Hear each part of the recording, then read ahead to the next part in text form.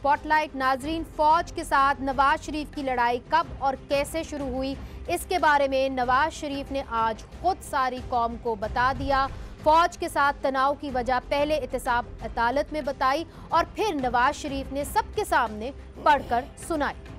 इससे भी पहले पीपल्स पार्टी के दौरे हुकूमत में जनाब आसिफ अली जरदारी एक अहम कौमी सियासी रहनुमा के हमरा मेरे पास आए और कहा कि हमें पार्लियामेंट के ज़रिए मुशर्रफ के दूसरे मार्शल लॉ यानी नवंबर 2007 के इक़दामात की तौसीक कर देनी चाहिए। जरदारी साहब ने मुझे समझाने की कोशिश की कि मसलहत का यही तकाजा है, लेकिन मैंने कहा कि हम 65 बरस से ऐसी ही मसलहतों से काम ले रहे हैं। इन्हीं मसलहतों ने जमहूरियत को इस कदर कमज़ोर कर दिया है कि वो सांस लेते हुए भी डरती है। अब वक्त आ गया है कि आइन से गद्दारी करने वाले डिक्टेटर को इंडेमनिटी देने यानी उसके गैर आइनी इक़दाम की पार्लिमानी तौसीक करने की बजाय उसे कटहरे में खड़ा किया जाए। उससे पूछा जाए कि उसने अपना हल्फ क्यों तोड़ा और मुसल्लह अफवाज की ताकत को अपने ज़ाती मकासद के लिए क्यों इस्तेमाल किया। इस पर बात करने के लिए हमारे साथ एक बहुत ही मोअज़्ज़ज़ पैनल है। हमारे साथ है सेनेटर मौला बख्श चांडियो साहब, आप पाकिस्तान पीपल्स पार्टी के इंफॉर्मेशन सेक्रेटरी भी हैं। फवाद चौधरी साहब तर्जुमान हैं तहरीक इंसाफ के, लाहौर से हमें ज्वाइन कर रहे हैं। निहाल हाशमी साहब एक अहम लीडर हैं मुस्लिम लीग नून के और कराची से हमें ज्वाइन कर रहे हैं। सबसे पहले निहाल हाशमी साहब, चूँकि आपके लीडर ने आज बहुत बड़े बयानात दिए हैं, तो उन्होंने ये भी कहा है कि जरदारी साहब एक अहम सियासी रहनुमा को उनके पास लेके गए थे और उनको ये कहा था कि जो 2007 का इमरजेंसी लगी थी उसको तौसीक करने के लिए मियां नवाज शरीफ साहब रजामंद हो जाएं, जिसके ऊपर उन्होंने इनकारी की। तो ये बताइए कि वो सियासी रहनुमा थे कौन? ये बात पहले भी इसका चर्चा होता रहा है, इस बात का कि जनाब आसिफ अली जरदारी और नवाज शरीफ के माबैन जो मुलाकात हुई थी उसमें इंडेमनिटी का जो मौजू था वो ज़ेर बहस आता रहा है। और जब कभी सियासी जमातों के दरमियान सर्द गर्म हुआ है तो इस पर दोनों फरीक ने ये बात का इयादा किया कि हाँ जनाब, हम चाहते हैं कि मुल्क को आगे लेके जाएं बड़े अफ़ाम व तहफ़ीम से। और इधर से कहा गया कि जी आप तो इंडिपेंडेंटी भी मांग रहे थे मुशर्रफ के लिए। तो आज चूँकि जहाँ पे ये प्रेस कॉन्फ्रेंस हुआ है, बेहतर था कि सहाफ़ी उनसे खुद पूछ लेते कि वो तीसरा फरीक है या चौथा फरीक या वो साथी कौन थे। उन्होंने मौका नहीं दिया, जाने हमारे पास मौका नहीं दिया पूछने नहीं, का। हमारे पास कोई ऐसा जराया नहीं। मेरे पास ज़ाती तौर पे ना मेरे पास कोई सुलेमानी टोपी है कि मैं इस बात को जान सकूं। आपको नहीं मालूम कि कौन उनके साथ गया था? फवाद चौधरी साहब, ये जरदारी साहब बेहतर बता सकेंगे। अच्छा चलिए उनकी जानिब भी आएंगे। फवाद चौधरी साहब, आप मुशर्रफ साहब के वकील भी रह चुके हैं, तो मियां नवाज शरीफ साहब का जो आज क्रक्स था वो यही था कि जी मुशर्रफ को बचाने के लिए मेरे ऊपर दबाव डाला गया, मेरे ऊपर प्रेशर डाला गया और मुशर्रफ के इक़दाम को वैलिडेट करने के लिए मेरे ऊपर दबाव डाला गया था और मैसेंजर जरदारी साहब थे। मियां नवाज शरीफ साहब से तो आजकल आप वो कहते हैं ना, वो फूफी से कौरमे की तरकीब पूछें तो वो वलीमे की कहानी सुनाना शुरू हो जाती हैं। तो नवाज शरीफ साहब से पूछे कि आपके पैसे कहाँ से आए, वो आगे से मुशर्रफ साहब का मार्शल लॉ लेके बैठ जाते हैं। तो मुझे तो समझ नहीं आती, 4-4.5 साल वो रहे हैं और काबीना सारी जो है वो उनकी वही थी जो मुशर्रफ साहब की थी। ज़रा हिम्मत करनी चाहिए थी। उनका मॉरल अथॉरिटी ख़त्म हो गई थी जब उन्होंने परवेज़ मुशर्रफ साहब के जो तमाम बहुत ही करीब लोग थे, कादर बलोच हों, दानिया अजीज़ हों, मारवी मेमन हों, उन तमाम लोगों को उन्होंने अपनी काबीना में लिया। 48 जो MNAs थे वो थे जो परवेज़ मुशर्रफ साहब के टिकट के ऊपर उनके साथ रहे, जिन्होंने 17वीं आइनी तरमीम से पहले की जो तमाम तरमीम है उनमें परवेज़ मुशर्रफ साहब का साथ दिया, हाथ खड़े किए।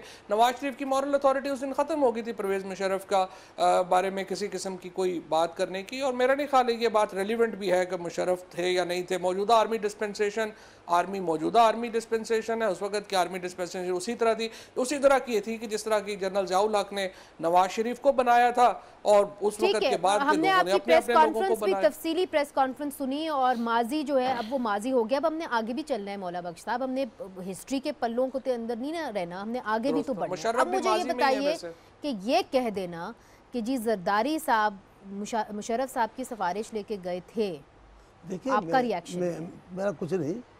अब हारे जुआरी जो होते हैं ना, वो जब पैसे ख़त्म हो जाएंगे तो इर्द गिर्द की चीज़ें भी दाव पे लगा देंगे, जेब में होगी वो बिलाखिर वो सिगरेट का पैकेट भी जेब से लगे, शायद हमारा कोई बचाव हो जाए, लेकिन अब बचाव मुमकिन नहीं है। ये सारा मामला आप बचाव मुमकिन नहीं है, अदालतों से नहीं बचेंगे, नेब से नहीं बचेंगे। ये GIT में इन्होंने जो बातें की, जो कुछ कहा, अब जिन बातों में नाराज हो रहे हैं, GIT की बात ही तो मिठाइयाँ तकसीम की, अब GIT में फैसला खिलाफ आ गया। आपको पता है कि एक रहनुमा ने कहा GIT का तस्वर तो हमारे कायद मियाँ मोहम्मद नवाज शरीफ साहब ने दिया था। ओ जी फिर पकड़ लो ना, अब आप सब्र भी करो। और मुशर्रफ वाली बात तो ख़त्म हो गई, उनको बात तो आपने रिहा किया है, आपने रिहा किया, आपके होते हुए चले गए सारे आप इल्ज़ाम। और हमने और जो जरदारी साहब की बात है, देखिए जो जरदारी साहब की बात है, तब करते ना जब हुकूमत में थे। अब क्या मतलब, जब आप भागे फिरते, उनका मकसद ये था कि मेरे ऊपर ये जो धरने शुरू हुए थे ये मुझे दबाव में लाने के लिए धरने शुरू हुए थे, वो तो ये कह रहे हैं। देखिए और आपने, मैं इसलिए आपसे पूछ रही हूँ क्योंकि मुझे याद है कि धरनों में जब धरने खत्म हो रहे थे तो बल्कि खत्म आप लोगों ने ऐसे ही कराए थे कि आप लोगों ने पार्लियामेंट में आके मियां नवाज शरीफ का साथ दिया था, तो कुछ ना कुछ तो आपको भी बताया होगा कि जी बाहर से मेरे ऊपर इस किस्म का दबाव। मैं नहीं समझता, मैं समझता हूँ कि जिस मनसब पर ये रहे हैं, जिस मनसब का इन्होंने हलफ उठाया है, ये सारी बातें उस मनसब के खिलाफ है। मगर आपने तब उनका साथ क्यों दिया? कोई तो वजह। एक सीधी बात हाँ। अब खान साहब की सियासत अब हो रही है जिस किस्म की, अब जो चाहते हैं इलेक्शन आने वाले, उस ज़माने में ताहिर कादरी के साथ खड़े हुए और जो उस चौक पे खड़े होकर बातें की गई वो सरासर जमहूरियत के रूह के खिलाफ थी। एक इंतजार करना, सुबह को उंगली उठ जाएगी, ये सारी बातें अच्छी नहीं थी। दूसरी, पार्लियामेंट के सामने खड़े होकर पार्लियामेंट को गालियां देना, पार्लियामेंट के मेंबर निकले तो पकड़ लेना, ना छोड़ना, इस किस्म की बातें हमें इख्तिलाफ था। दूसरी दफा भी उन्होंने किया तो तब तक आपने उनका साथ नहीं दिया। देखिए तब की बात हो रहा है, हमने तब जमहूरियत की बात की, जमहूरियत के दोस्त थे, वो बचाना चाहते थे। गैर जमहूरी तरीके से किसी भी हुकूमत की तब्दीली को हमने पसंद न किया था, न है। ये तरीका अब खुद की जान बचाने के लिए कभी उस पर इल्ज़ाम लगाएंगे, कभी उससे बचेंगे नहीं। अब इनका जाना ठहर गया है, सीधी बात तो है। अब ये घसीट कर अख्तियारात को यहाँ लाए, ये भी कोई हुकूमत है?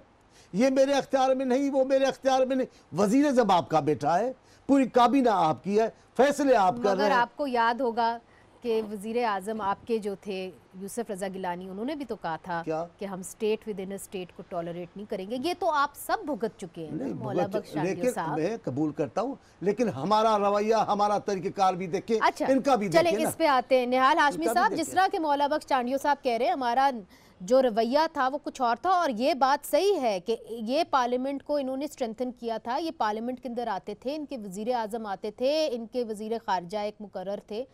मगर मुझे ये बताइए, चूँकि आप अदलिया को भी भुगत चुके हैं एक तरीके से, ये मुझे बताइए कि मियाँ साहब ने इसका तो जिक्र किया कि फ़ौज के साथ कहाँ जंग शुरू हुई, अदलिया के साथ कहाँ मामलात ख़राब हुए, चूँकि इसी केस के अंदर चीफ जस्टिस साकिब निसार भी बेंच के ऊपर थे और उनके जो रिमार्क्स हैं आज मेरे पास है, मैं पढ़ के सुनाना चाहती हूँ। उन्होंने ये कहा था जब मुशर्रफ साहब का ट्रायल हो रहा है कि पार्लियामेंट में हुकूमत ट्रायल का क्रेडिट लेती है, लेकिन यहाँ मौक़िफ़ अपनाया कि जो किया अदालती हुक्म पर किया, नाम ECL में रखना या ना रखना से मुतल्लिक़ हुकूमत अपनी पोजीशन वाज़े करे। तो क्या मामलात अदलिया के साथ भी तब ख़राब हुए थे? मुनीज़ा देखें, एक तो मौला बख्श चांडियो साहब मेरे बड़े प्यारे भाई हैं, दोस्त हैं। उनकी बात तो मुझे लगा कि मज़लूम कौमी मूवमेंट के जो मराहल थे उससे ये भी गुजरे हैं, ये भी बड़े मज़लूमियत रहे और वाक़तन रहे हैं। इन्होंने अपनी पूरी लीडरशिप को खोया है और इन्होंने पाकिस्तान के जमहूरी अख्तियार के लिए किया, मगर बिल्कुल ना वो फरिश्ते हैं ना हम लोग फरिश्ते हैं। हम लोग सियासी जमात के लोग हैं, हमसे हाँ, मगर फवाद चौधरी साहब आजकल ज़रूर फरिश्ते हैं, क्योंकि उन्होंने सारे पाकिस्तान की तमाम सियासी जमात के जितने भी मामला थे वो देख लिए। कल अगर नवाज शरीफ की जमात ने भी उनको कह दिया कि आप आए तो वो वहाँ भी होंगे, आप बेफिक्र रहें। तो ये जो लोग हैं, सियासी लोग हैं, वो सियासी बात करते हैं, जो गैर सियासी लोग होते हैं इसी तरह से इल्ज़ामात लगाते हैं। मगर मैं फवाद भाई को एक बात की मुबारकबाद दूंगा कि कल नईमुल हक की जो उन्होंने ट्रेनिंग करवाई है वो बिल्कुल बहुत ज़बरदस्त ट्रेनिंग की थी। जो उन्होंने टॉक शो में जिस मेंटलिटी का वो किया, इजहार किया, और जिस तरह से गालम गलोच किया और बिल्कुल फर्श गाली दी, तो ये अक्कासी करती है कि एक ख़ास माइंड सेट के साथ बैठे हुए हैं। और जिस तरह से इमरान खान साहब ने भी कहा कि पाकिस्तानी बैरून मुल्क जो बैठे हैं वो पैसे देंगे, हमें सी पैक की ज़रूरत नहीं है, हम खुद पाकिस्तानियों से अपने पैर को। तो ये एक पूरी साजिश है, एक माइंड सेट है। मगरिब इसके पीछे है, इजराइल और अमेरिका पीछे है कि सी पैक को हटाया जाए। नवाज शरीफ एक बहाना है। निहाल साहब, जो आपने एक बात की है ना, आपने जो कल नईमुल हक और दानियाल अजीज साहब के बारे में जो बात की है ना, उसके ऊपर फवाद चौधरी साहब आपको रिस्पॉन्स जरूर देंगे, मगर इससे पहले मौला बख्श चांडियो साहब भी उस पर कुछ कहना चाह रहे हैं, फिर फवाद साहब की जानिब आऊंगी। इंतहाई अफसोसनाक बात है, ये नहीं होना चाहिए। और इस अंदाज से अगर सियासी रहनुमा करेंगे तो मेरा ख्याल में लोगों का पहले इससे पहले सोमरो साहब के साथ भी किया था, सोमरो साहब के ऊपर भी गिलास फेंक के मारा था। जानबूझकर जमहूरियत से एतमाद उठा रहे थे, अब सियासत से एतमाद उठाएंगे। मेरी एक बात, ये केस है, मैं आपसे आज मेरी आवाज़ जाती भी होगी जहाँ जहाँ आपको सुनते होंगे, और आपसे कह रहा हूँ ये आपकी जिम्मेदारी है। ऐसे लोग जो गैर जिम्मेदारी का मुजाहरा करें उनको अपने चैनल्स पर प्रोग्राम ना दें। अगर हमें बुलाएंगे तो फिर हम अपने गार्ड ले आएँ, हम अपने कारकुनान ले आए, ये कोई तरीका है? नहीं, ये आपकी बात बिल्कुल सही है फवाद साहब। It was an unfortunate incident, और मेरा ख्याल है कि कौम को ये पसंद नहीं आया, क्योंकि हमारा कल्चर ऐसा नहीं है कि हम एक दूसरे को थप्पड़ वप्पड़ मारें। पहली बात तो ये है कि इसकी मजम्मत चांडियो साहब की तरफ से आ जाए तो समझ आती है, लेकिन निहाल हाशमी साहब तो खुद आला जो है मशहूर हुए थे, और उनकी वाहिद उसके बाद पाँव में गिड़गड़ा के माफ़ी मांगी, और उसके बाद उन्हें पहले सज़ा हुई, डिस्क्वालीफाई हुए, महीने बाद निकले हैं, अब फिर माशाल्लाह टीवियों के ऊपर है। तो फिर पता नहीं है कि नईमुल हक साहब को टेलीविज़न के ऊपर बुलाया जाना चाहिए या नहीं बुलाया जाना चाहिए, बट एक सुप्रीम कोर्ट से बुलाया जाना चाहिए, नहीं बुलाया जाना चाहिए, फिर ये भी एक सवाल है। बाकी मैं चांडियो साहब से बिल्कुल मुत्तफिक हूँ, टेलीविज़न के ऊपर जो है वो रिस्ट्रेंट का मुजाहरा होना चाहिए, डायलॉग होना चाहिए, तभी पॉलिटिक्स आगे बढ़ेगी। पाकिस्तान तहरीक इंसाफ के अंदर इसके ऊपर कोई बात हुई है कि जो कल इंसिडेंट हुआ है उसका नईमुल हक साहब क्या भुगतेंगे? क्या इसके ऊपर कोई आप अकाउंटेबिलिटी करेंगे या नहीं करेंगे? जी फवाद साहब। अच्छा जी, पहली बात तो यह है कि मैं नहीं समझता कोई इतना अहम मामला है कि आप पूरा प्रोग्राम इसके ऊपर करें। असल जो मामला है वो ये है कि नवाज शरीफ ने जो आज अपना ट्रायल के बिल्कुल आखिरी मरहले में पहुंचे, और उन्होंने आज भी जो बुनियादी सवालात हैं उनका जवाब नहीं दिया। मनी ट्रेल वो नहीं दे सके, अपने जो 300 बिलियन रुपीस उनके 16 अकाउंट्स में है उसका जवाब वो नहीं दे सके। इसका ये मनी ट्रेल उनके वालिद साहब देंगे, क्योंकि वालिद साहब का ये कारोबार था, और वालिद साहब के जिसके साथ कारोबार था वो था जाशिम बिन मोहम्मद। वालिद साहब पे डाल दें, बच्चों पे डाल दें, फ्री अगर खुद ना जवाब दें, तो फिर ये खुद ना जवाब दीजिएगा, सिर्फ पैसे लेने पे रहिएगा। अच्छा फवाद साहब देखिए, फिर नवाज शरीफ को आ रहा था उसका जवाब कौन देगा? देखिए फवाद साहब, 2-3 सवाल हसन और हुसैन देंगे क्या? 2-3 सवालात बनते हैं। नवाज शरीफ साहब ने और हसन और हुसैन को आप कहते और भी बहुत कुछ कहा है। जरा आपको क्लिप प्ले कर दें जो नवाज शरीफ साहब ने और भी बहुत कुछ कहा है प्रेस कॉन्फ्रेंस में, दिखाइए जरा। मैं धरनों से सिर्फ 2 माह कबल मार्च 2014 में अपने 2 रुफका के हमरा बनी गाला में इमरान खान से मिला था। ये एक खुशगवार मुलाकात थी। उन्होंने धांधली के मौजू पर तो कोई बात नहीं की, ना ही किसी एहतजाजी तहरीक का इशारा दिया, लेकिन उधर परवेज मुशर्रफ के मुकदमे में जैसे तेज़ी आई, उधर अचानक लंदन में ताहिरुल कादरी और इमरान खान की मुलाकात हुई। इस मुलाकात के बाद बज़ाहिर धांधली को मौजू बनाकर इस्लामाबाद में धरनों का फैसला कर लिया गया। 14 अगस्त 2014 से शुरू होने वाले ये धरने 4 माह जारी रहे।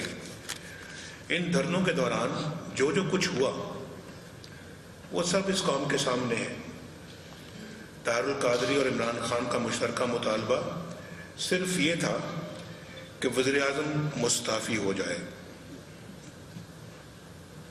इन धरनों का मंसूबा कैसे बना, ताहिरुल कादरी और इमरान खान कैसे यकजा हुए,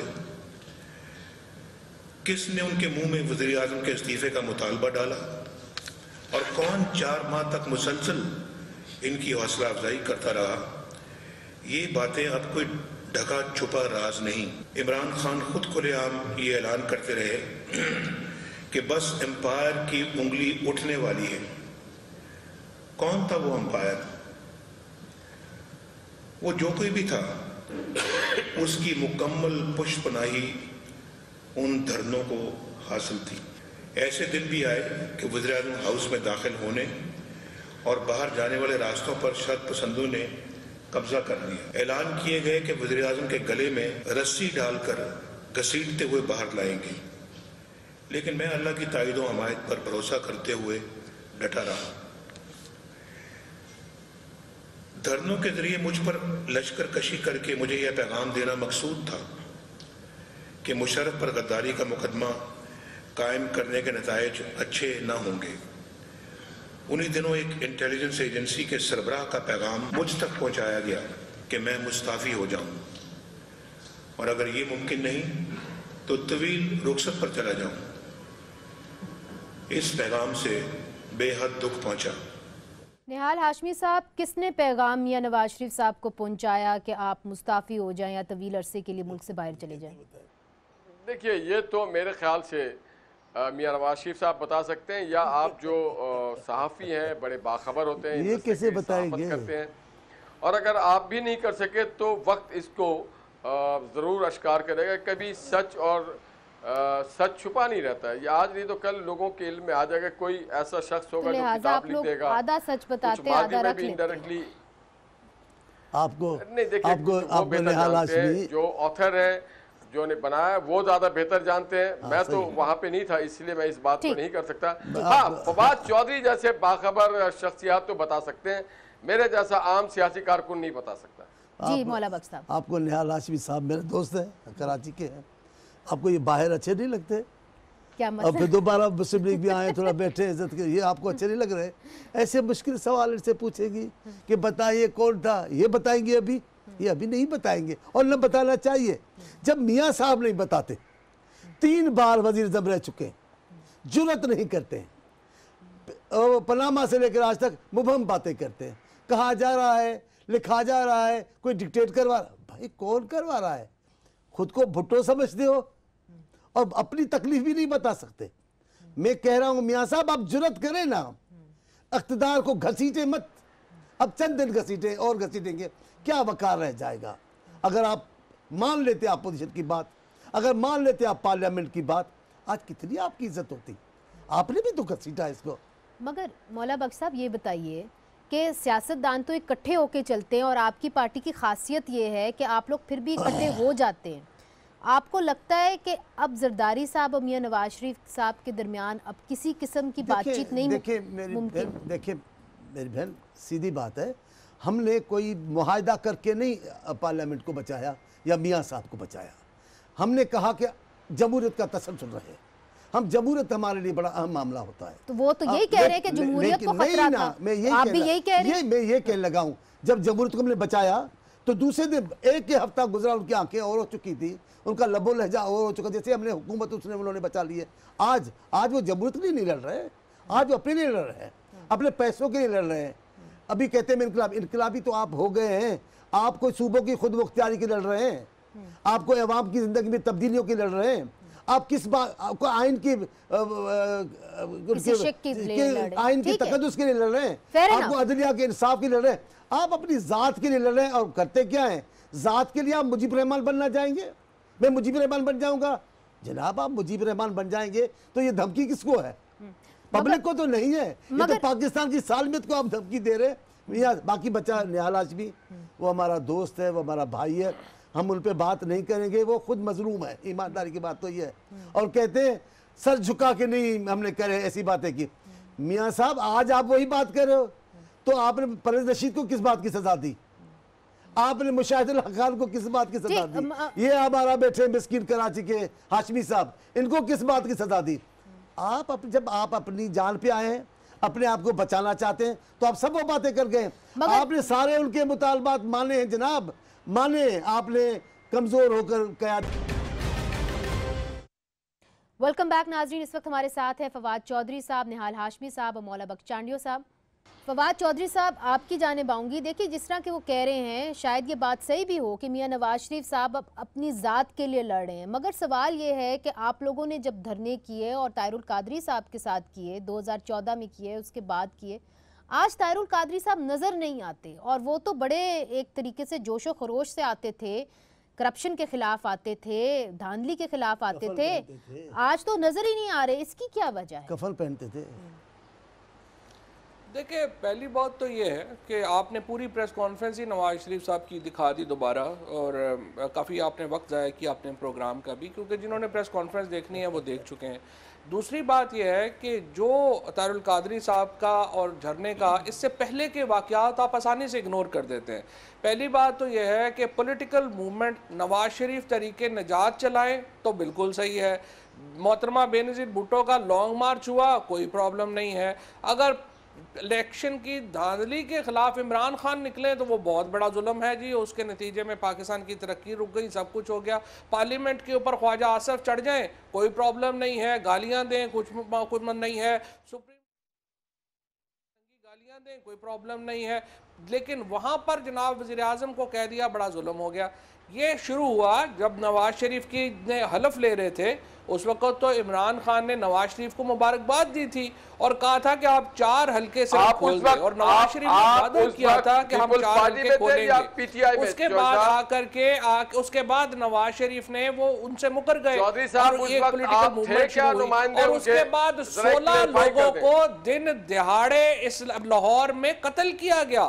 कोई आवाज उसके लिए नहीं उतरी, और उस वक्त इमरान खान पहुंचे थे, उस वक्त ताहिरुल कादरी बाहर थे, और 16 लोगों को जब आप दिन दिहाड़े कत्ल करेंगे, एहतजाज होगा, और वो एहतजाज हुआ, और उस एहतजाज के ऊपर ये धरना हुआ। और अगर आप ये कहें कि ये कंस्पिरेसी थी, फिर एपीएसपी कंस्पिरेसी थी, उसमें कौन शामिल था? उसमें निहाल हाशमी की पार्टी शामिल थी। और ये जो आप बात कर रहे हैं, बिल्कुल वो दुरुस्त कर रहे हैं। जब वो जर्नैल उनके पास आया था, किसी जर्नैल को जरूरत नहीं होती, अगर मॉरल अथॉरिटी होती प्राइम मिनिस्टर के पास कि इस्तीफा दे।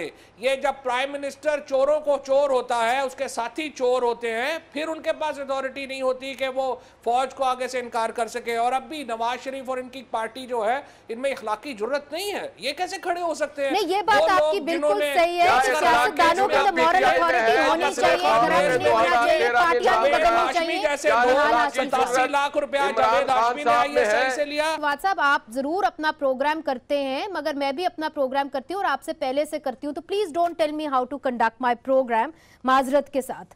निहाल साहब, ये बात तो फवाद साहब की बिल्कुल ठीक है कि मॉरल अथॉरिटी जब सियासतदान खो बैठते हैं तो उनको फिर कहना बहुत आसान हो जाता है कि क्या करना है। तो ये भी तो एक मसला है कि आप अपने माजी से कैसे अपना छुटकारा करेंगे, अगर आगे बढ़ना है तो उसका भी तो अजाला करना पड़ेगा। फवाद जैसे अजीम इंसान अगर ये बात करें, जो किसी गुज़श्ता 10 सालों में किसी एक शख्स या पार्टी के साथ मोरली खड़े नहीं हुए, चलिए वो बात तो खत्म हो गई ना, आप पर्सनल अटैक पे तो अब मत जाएं। बात वो करे जिसके मोराल हो, कंडक्ट हो, नजरिया हो। देखिए, हमें जातियात पे नहीं उतरना चाहिए, नहीं उतरना। फवाद साहब ने जातियात की बात की, उन्होंने नवाज शरीफ साहब की जातियात पे बात की, मोराल पे बात की। वो पाकिस्तान में बात करें, क्या पीटीआई का मंशूर है, क्या पीएमएलएन का है, क्या केपी में उन्होंने कारनामा अंजाम दिया, क्या पंजाब में काम होते रहे, किस तरह की ट्रांसपेरेंसी नजर आई है केपी में, किस तरह की मेरिट नजर आई है, क्या वही ट्रांसपेरेंसी और मेरिट पंजाब में है? नहीं, मगर देखिए निहाल हाशमी साहब, ये बात कहीं और जा रही है। देखिए, आपकी पार्टी ने, हाशमी साहब, आपकी पार्टी ने ये कहा कि जो थप्पड़ भी मारा गया वो भी एक साजिश के नतीजा था। तो अगर आपके खिलाफ साजिश हो रही है और थप्पड़ पे भी साजिश हो रही है, तो आपको बताना चाहिए फिर साजिश कर कौन रहा है। पहेलियों में तो बात नहीं करनी चाहिए। अब तो वो माजी का हिस्सा हो गया कि मुशर्रफ के साथ क्या हुआ, अब आपके साथ क्या हो रहा है उस पर चीजें अनफोल्ड होंगी, मैं समझता हूं कि हमने माजी से सीखा है। पीपल्स पार्टी ने जब ये बात की थी तो हम समझते थे कि वो इस तरह इल्ज़ामात लगा रहे, मगर आज ये बात सबको पता चल रहा है कि कितना मुश्किल होता है पाकिस्तान में सियासत करना, पाकिस्तान में सच बोलना, पाकिस्तान में सियासी जद्दोजहद करना। ये मौला बख्श चांडियो साहब से बेहतर कोई नहीं जानता है। आज भी मैं आपको बताऊं, आज भी इनके पार्टी के चेयरमैन दुबई गए हुए हैं अपने मामला ठीक करने के लिए। तो ये बहुत मुश्किल काम है पाकिस्तान में सियासत करना, बहुत मुश्किल काम है। मगर मैं फाइनली एक बात कहना चाहता हूँ इमरान खान जो है वो सीपैक के खिलाफ है। पाकिस्तान में सीपैक ना आए, सरमायाकारी ना आए, रोड ना बने, बलूचिस्तान तरफ मौला बख्श साहब, आपकी तो इतनी गहरी नज़र है सियासत के ऊपर। अब मुझे ये बताइए कि मामलात ऐसे कैसे चलेंगे जब हर बार सियासतदान जो है अपनी बोदी जाके किसी और के हाथ में। मैं बड़े ईमान से कहता हूँ, अगर भी मियाँ साहब से आज भी मामलात कोई करने वाले हो, तय करने वाले, मियाँ साहब ये सारी बातें भूल जाएंगे और ये इसके खिलाफ बोलेंगे ऐसी बातें हुई थी, ये भूल जाएंगे कि उन्होंने खुद की है। ये तो तैयार बैठे, ये प्रेशर है। आपके चेयरमैन दुबई गए हुए अपने मेरे चेयरमैन जरदारी साहब गए, वो जी जा सकते हैं। ये इनसे साहब ये तो जेलों में रखा जरदारी साहब को, बाइज्जत बरी होकर आए। हमने लिख कर नहीं दिया कि हम भाग जाएंगे, हमने लिख कर नहीं दिया और हमने कौम को ये नहीं कहा कि हमने नहीं लिख कर दिया, वो तो लिख कर दिया था। हमने नहीं कहा, एनआरओ किया तब तो आप वजीर आज़म बने, आप में तो जुर्रत नहीं थी परवेज़ मुशर्रफ के मुकाबले करने की। अब इतनी जो वकालत करें जरा अच्छे नहीं लग रहे, ईमानदारी की बात है। आपसे ही उन्होंने दस्तबरदारी कर दी, इतनी कुर्बानियाँ आपने दी, इतनी मुसीबत आपने उठाई, क्योंकि आप कराची के थे, क्योंकि आपके लोअर क्लास के आदमी थे। कहाँ, हाँ आप वकालत करें लेकिन इतनी करें कि आपको अच्छी लगे। झूठा एफिडेविट देके तो सेनेटर बने थे। साहब आप कुछ कहना चाहेंगे इसके ऊपर? मुतासिबाना सोच से बाहर आ जाओ मेरे भाई फवाद चौधरी प्लीज। अच्छा, इसके हम इस लड़ाई में नहीं देके ये हमारे जेएलएम की सीट पे बन गए।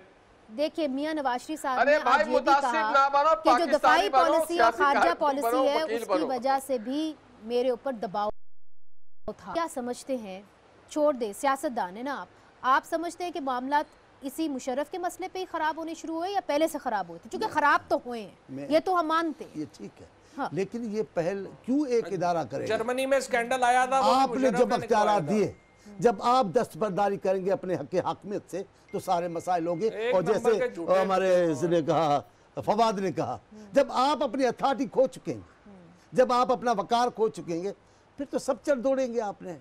इधर हमने लेना है एक छोटा सा वक्फा। अब माजी की बातें बहुत हो गई हैं, बात करते हैं मुस्तकबिल के बारे में और ये जानने की कोशिश करेंगे कि मौजूदा हालात के अंदर सियासी जमातों की कितनी स्पेस रह गई है। फवाद चौधरी साहब और मौला बख्श चांडियो साहब दोनों एक बात ही कर रहे हैं और वो ये पूछ रहे हैं कि जी अगर आपको आज भी मौका मिले तो आप शायद इस्टेब्लिशमेंट के साथ जाके बैठ जाए। मुझे ये बताइए कि अब मुस्लिम लीग नून जो है वो क्या सोच रही है? क्या आप पॉइंट ऑफ नो रिटर्न पे पहुंच गए तो आपको मजा आ जाए? जी निहाल साहब देखिए जी, हम मौला बख्श चांडियो साहब के साथ बैठेंगे, बिल्कुल बैठेंगे, सियासी लोग हैं, हम अच्छी इस्टेब्लिशमेंट के साथ बैठेंगे जो पाकिस्तान को आगे लेके जाए। हम उस हर शख्स के साथ बैठेंगे जो आइन और कानून की बात करे, जो सीपैक को आगे लेके जाए, मगर उस शख्स के साथ और उन इदारों के साथ और उस सोच को आप बदलना होगा जो लोग सीपैक के खिलाफ हैं, जो पाकिस्तान के खिलाफ हैं, जो पार्लियामेंट के खिलाफ है, जो आइन के खिलाफ है, जो जमहूरी इदारों के खिलाफ है। मैं समझता हूँ वो एक माइंड सेट है। जब लोगों का जहन परगंदा हो जाए, जब अपने पर्सनल वेंडेटा पे लोग आ जाए और पर्सनल एजेंडा में आ जाए, तो फिर पाकिस्तान आगे नहीं। हम करप्शन के भी खिलाफ बैठेंगे। इमरान खान साहब और उनकी पार्टी ने और जो केपी में उनके हुक्मरानों किया है उसके साथ बैठना चाहिए। जियाउल्लाह साहब के साथ भी हम बैठने को तैयार हैं, जियाउल्लाह अफरीदी के साथ अभी वो भी पाकिस्तानी। हम वो सोच नहीं रखते। मैं समझता हूँ कि फवाद चौधरी साहब को झेलम वालों ने वो मोहब्बत नहीं दी, मगर मुझे फख्र है कि झेलम वालों ने मुझे अपने हल्के में मोहब्बत दी और सेनेटर बनाया। आज तक फवाद चौधरी साहब को उन्होंने वोट नहीं दिया, अच्छी तरीके से हारे थे। ये मौका नहीं दिया कि पार्लियामेंट में जाके वो झेलम की नुमाइंदगी करें। अगर क्या मियां नवाज रिटर्न पे पहुंच गए या आपको लगता है ये पूरी तरीके से लड़ाई हो गई है या अभी भी कोई रिकंसिलिएशन हो सकती है एस्टैब्लिशमेंट के साथ? नहीं, रिकंसिलिएशन क्या, आज जो है वो इनको गिला क्या है इस वक्त फौज और जुडिशरी से। कि आखिर इनको क्लीन चिट क्यों नहीं दे रहे ये प्रॉपर्टीज के केसेस में और 300 अरब रुपए के केसेस में? और क्या गिला है नवाज? आपका ख्याल है नवाज शरीफ को जमहूरियत के लिए खड़े हुए हैं? आज इनकी डील तय हो जाए, वो इनसे पूछे ना कि तफ्तीश जो है इनकी मर्जी की आप करवा दें, फैसले एक दो इनकी मर्जी की करवा दें, ये हंसी खुशी खुशबाज है। वो तो सिर्फ प्रॉब्लम ये हो गया है पाकिस्तान में जो मौजूदा एस्टैब्लिशमेंट है, उसने कहा कि नहीं भाई जिन्ना खादियां गाजरा टिड्डो ना दे पीड़, वो अपना अपना भुगते हैं। तकलीफ तो सिर्फ ये है एस्टैब्लिशमेंट से, और क्या एस्टैब्लिशमेंट से तकलीफ है इनको? इतनी सी बात है। और ये डील के लिए आपने देखा नहीं कि निहाल हमारे दोस्त जो हैं वो सुप्रीम कोर्ट के सामने किस तरह गड़गड़ाए हैं? ये तो सारे इनकी आंखों से आंसू नहीं रुक रहे। और ये अच्छा ये भी मैं आपको बता दूं, नहीं सबसे बड़े हर आदमी गिड़गिड़ाता और मैंने गिड़गिड़ाया नहीं यार, क्यों इस तरह की बातें करते हैं? हमने आपको देखा है ये जो फौज के जर्नैल है ये हेरोइन बेचने के लिए कह रहे थे मुझे। अच्छा आप भूल गई है ना? गलत बात कर रहे हैं। आपको याद होगा जब 94 में नवाज शरीफ बाहर निकले थे, पाकिस्तान के बुकला बरादरी आगे खड़ी थी। हाशमी साहब एक मिनट जवाब दे रहे थे। मैं आपकी जानिब आऊंगी निहाल साहब, आपकी बात पूरी सुनेंगे हम। हाशमी साहब एक मिनट दे दें, आपने को फजूल बात करनी है ना। अब अगर आपने कहा तो मैं आपके फिर वो सारे गिड़गिड़ाने जो मैंने नहीं किया, आपके साथ वहां बैठे हुए थे। जब बरतरफ हुए वो इल्जाम लगाया उन्होंने कि जनाब ये तो फौज मुझे कह रही थी, जनरल बेग और दुरानी कह रहे थे, और फिर बाद में जाके फौज के पांव में बैठ गए। ये तो इनकी हालत है नवाज शरीफ। किसी आदमी ने अपने सेठ से लड़ाई की ना, कहा तनख्वाह बढ़ाओ वरना, वो बढ़ा के वरना, तो उसने कहा वरना क्या कर लोगे? कहा हम उसी तनख्वाह पे काम करेंगे। मियाँ साहब से आज भी अगर मामला ठीक हो जाए, कहाँ का इनकलाब कभी दफाई पॉलिसी और खारजा पॉलिसी इसके ऊपर तो आप कोई निगोशिएशन नहीं कर सकते, ये तो है ही। किसी बात पे किसी मियाँ साहब का स्टैंड नहीं है, ये तो मजबूरी है मियाँ साहब की। अगर वो पनामा का केस, तो कितना मुश्किल होगा इस माहौल में करना? क्या आपकी हुकूमत आती है, कितना मुश्किल होगा? मुश्किल होगी, लेकिन अगर आइन के मुताबिक आप चले, मुशावरत से चले, तमाम सियासी पार्टियों को लेकर चले और जमहूरी रूह के मुताबिक पार्लियामेंट को इज्जत देंगे तो क्यों मुश्किल होगा, क्यों लड़ाई होगी? अब पार्लियामेंट में अभी एक प्रोग्राम में था, लड़ाई नहीं हुई थी, हमारी लड़ाई की नौयत, हमारी लड़ाई की नौयत। देखिए अभी मेरे एक प्रोग्राम में था, एक एमएलए बैठे थे मियाँ साहब के, उसने कहा 4 साल मैंने मियाँ साहब से टाइम मांगा, मुलाकात नहीं हुई। जहाँ ये हालत हो, जिस तरह मौला बख्श चांडियो साहब ने कहा कि देखिए अगर आप सारी सियासी जमातों को इकट्ठे लेके चलते तो मामलात इतने बुरे ना होते। आप अगर को एहतराम देते, आप लोग चले ही नहीं, आपने उनका फायदा उठाया जब आपको मौका लगा। नहीं, हम तमाम सियासी जमातों को इकट्ठा लेके चलते रहे, कोशिश करते रहे और आइंदा भी इंशाल्लाह लेके चलेंगे। आप देखिए, जैसा आप देखिए कि फाटा रिफॉर्म्स में ये पाकिस्तान मुस्लिम लीग की गवर्नमेंट पहली है जिसने फाटा रिफॉर्म्स किया और उसको बेहतरी की तरफ लेके जा रही है। एक तारीखी संग मिल है। हम समझते हैं कि जो चांडियो साहब ने बात की है उसमें पतन है।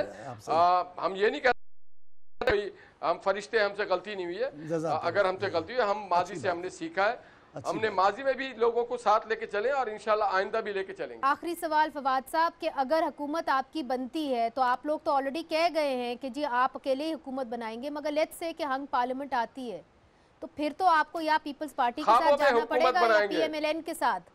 तो आप इसके पर सोच विचार हो रही है कि जी किसके साथ जाना है? नहीं, कोई सवाल ही नहीं है इस वक्त तो इंशाल्लाह ताला पीटीआई पॉइज्ड है एक अकेले हुकूमत बनाने में भी और इंशाल्लाह 2/3 मेजॉरिटी लेने में भी। जिस तरीके से इस वक्त मामला आगे जा रहे हैं तो हम अलाइंस भी नहीं कर रहे हैं। हमने PMLQ को भी अलाइंस की, उनकी बहुत कोशिश थी, हमने माजरत की है, बाकी जमातों से भी हमने माजरत की है और हम अकेले पार्टी के तौर के ऊपर इलेक्शन लड़ने जा रहे हैं और इंशाल्लाह ताला हम अकेले पार्टी के तौर के ऊपर हुकूमत भी बनाएंगे। इमरान खान वज़ीर आज़म भी अपनी पार्टी के वोटों पर बनेंगे। जी मुनीज़े PTI में इमरान और जहांगीर तरीन के लिए अपना कोई नहीं है, सारे भानुमती के कुंभ है, ये सारे जुड़ चुके हैं बशमूल फवाद चौधरी, ये भी PPP से आए हुए, सारे PPP और PMLN और काफ लीग के जितने भी ट्रांजिट पैसेंजर हैं, इनका अपना कौन सा नजरिया, अगर हम पार्लियामेंट हो जाती है तो क्या आप इनके साथ हुकूमत बनाएंगे? निहाल हाशमी साहब के दुख का अंदाजा है जी। मुझे पैनाडोल दें। हम सियासी पार्टी हैं, हम एक निज़ाम चाहते हैं, जमहूरियत चाहते हैं। गुज़िश्ता हुकूमत जो हमारी वो अकेली हमारी पार्टी की नहीं थी। हमने छोटी छोटी पार्टियों को मिला, यहाँ भी और सिंध में भी हमने तमाम लोगों को, क्योंकि पाकिस्तान के कई दानिशरों का, सहाफ़ियों का ये कहना था कि कुछ अरसे के लिए कौमी हुकूमत हो जो सारे मामला, आपके लिए फिर दरवाजे फिर भी खुले हैं। हमने कभी किसी के लिए नहीं, लेकिन बात उसूल की, वकार की होगी। हम मजाक नहीं उड़ाते सियासतदानों का, हम किसी लीडर को गालियां नहीं देते, उनकी तौहीन नहीं करते, बात हो भी सकती है, इसमें तो कोई बड़ी बात नहीं है। ठीक है, बहुत बहुत शुक्रिया मौला बख्श चांडियो साहब, निहाल हाशमी साहब और फवाद चौधरी साहब मेरे इस प्रोग्राम में शिरकत करने का। नाज़रीन, सिर्फ मैं इतना कहूँगी कि पाकिस्तान है, उसमें उतार चढ़ाव आया है और मैं सिर्फ उम्मीद करती हूँ कि हमारे सियासतदान इससे कुछ सीखे हैं और अब हम बढ़ेंगे तो उस सबक के साथ आगे बढ़ेंगे, बजाय कि हम एक दूसरे के गिरबान खींचते हुए इंतखाबात के अंदर दाखिल हों। आज के लिए इजाज़त दीजिए, खुदा हाफिज़।